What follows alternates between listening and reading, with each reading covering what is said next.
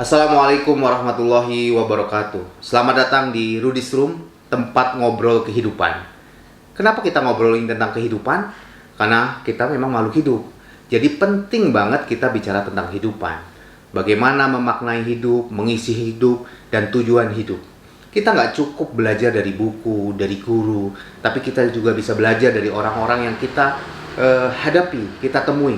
Dan kali ini kita mau belajar banyak nih dengan sosok seorang bisnismen, Bapak Ikhwan Darmawan. Kita langsung saja ngobrol tentang kehidupan dengan Pak Ikhwan Darmawan. Assalamualaikum Pak. Waalaikumsalam. Alhamdulillahirobbil alamin. Akhirnya nih saya jadi bisa buat konten ini tentang kehidupan. Kayaknya serem banget gitu ya. Kayaknya serius banget tentang kehidupan. Tapi memang kita harus serius menjalani kehidupan ini ya Pak Ikhwan. Jadi kalau Pak Ikhwan memaknai hidup ini seperti apa sih? Ya, sebagai muslim tentu saja kita sudah punya patokan tentang apa makna hidup ini. Saya tidak ingin membuat ini menjadi sulit. Hanya kita harus sederhana, kita hanya memahami apa yang menjadi tujuan hidup di dalam aturan agama kita. Bahwa makna hidup ini hanyalah tidak semata-mata hanyalah untuk beribadah kepada Allah. Mungkin kelihatannya terlalu formal, tapi itulah sebetulnya yang memang harus kita lakukan. Jadi memang harus jelas ya tujuan yang kita lakukan dalam hidup ini. Harus jelas tujuan hidup itu gitu. Tapi kan secara spesifik itu seperti apa sih sebenarnya, kan kalau orang lain dengar mungkin seperti apa sih, masih ngambang gitu menurut saya. Itu gimana sih maksudnya? Begini, sederhananya bahwa memang hidup ini adalah hanya untuk berbakti kepada Allah. Lalu bagaimana aplikasinya di dalam kehidupan sehari-hari?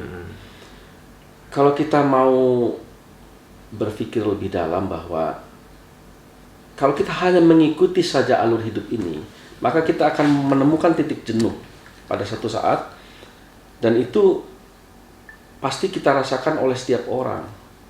Oleh karenanya, yang betul-betul harus kita maknai adalah apa yang dimaksud dengan ibadah, apa yang dimaksud dengan berbakti, itu harus dipahami. Yang kedua, kita harus mengerti betul kita ini apa, kita ini siapa.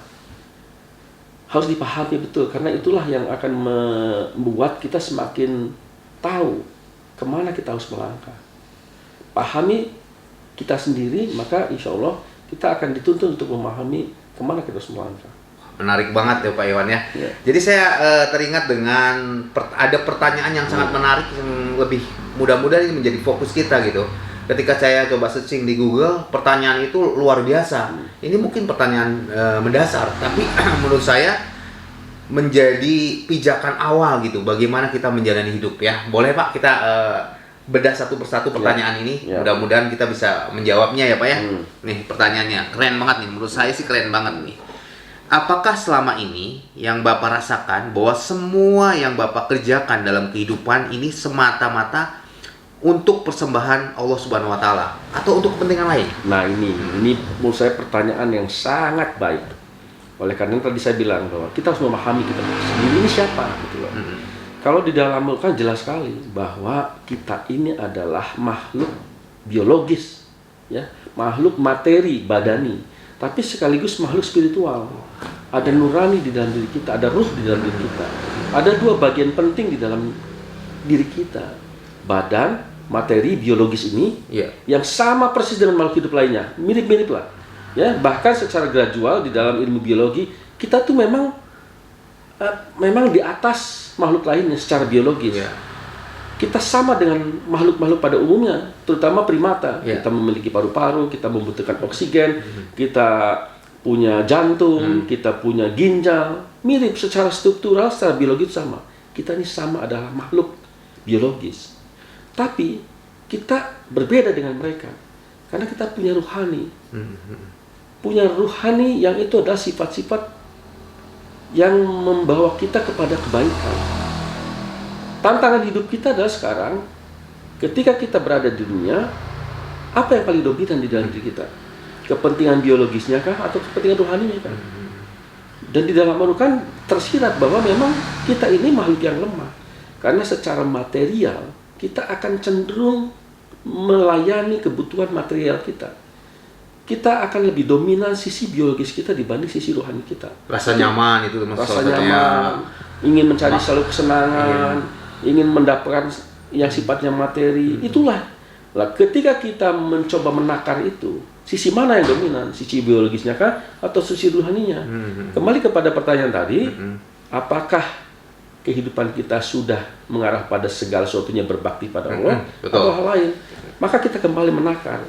Kalau kita merasakan bahwa kita bekerja, kita cari uang semata-mata karena memenuhi nafsu kita, untuk agar kita bisa hidup nyaman, bisa mendapat rumah yang mewah, bisa dapat kendaraan yang baik, dapat keluarga yang harmonis. Itu melulu adalah kepentingan kita dari sisi biologis. Maka Allah akan memberikan balasan ya sesuai yang kita harapkan. Tapi ketika rohani kita yang bergerak, maka segala sesuatu yang kita lakukan insya Allah karena hanya Allah semata. Itulah nilai ibadah yang sebenarnya. Nilai ibadah itu selalu syarat pertamanya adalah harus dikaitkan dengan Allah. Kepentingannya hanya karena Allah. Saya bekerja mencari nafkah karena Allah. Saya mengajar karena Allah. Saya mengaji ya karena Allah. Saya pergi ke suatu tempat hanya karena Allah. Maka nilai itulah yang disebut dengan ibadah. Luar biasa ya Pak ya.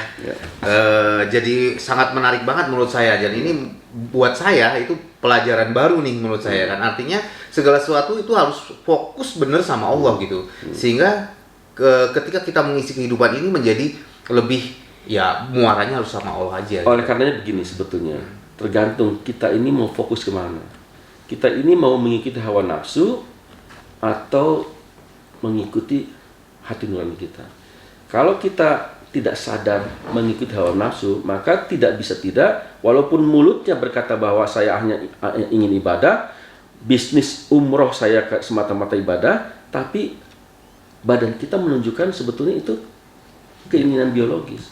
Maka tidak mungkin, ya tidak mungkin ketika kita fokusnya pada materi badan kita, tidak mungkin niat itu menjadi niat ibadah. Karena apa? Niat itu sifatnya netral, tidak bisa direkayasa.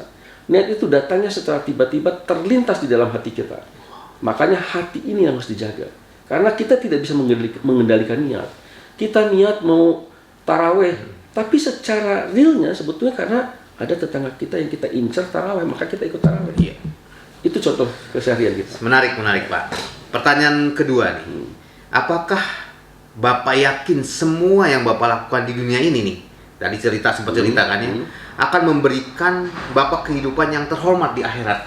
Kalau tadi bermuaranya selalu kepada Allah. Nah, dengan itu apakah yakin gitu kalau kita semuanya fokus kepada tujuannya adalah Allah, yakin akan kehidupan akhiratnya lebih baik? Kembali ketika apakah kita mengikuti hawa nafsu atau mengikuti hati nurani kita. Tapi ingat, memang kita ini diciptakan dalam kondisi lemah. Kita cenderung untuk mengikuti badan kita. Kita cenderung hedonis sebetulnya. Ya, pada dasarnya manusia itu karena dia diciptakan dari materi, maka dia cenderung mengikuti. Kalau saya ingin meminjam kata-katanya Kiai Haji Mustafa Bisri, manusia itu senang dengan daging, maka manusia itu dari daging senang mencari daging.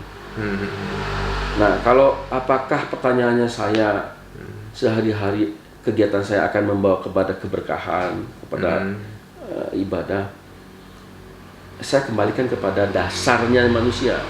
Kita pun memang sesekali inginnya memang memanjakan badan. Betul. Kita lupa, ya. Tapi suatu saat kita ingat. Oleh karenanya itulah salah satunya fungsi kenapa kita harus berzikir, kenapa kita harus sholat, karena kita diingatkan terus agar hati ini tidak boleh kosong dari Allah. Ketika hati ini kosong oleh Allah, maka setanlah yang akan mengisi. Ketika setan yang akan mengisi, maka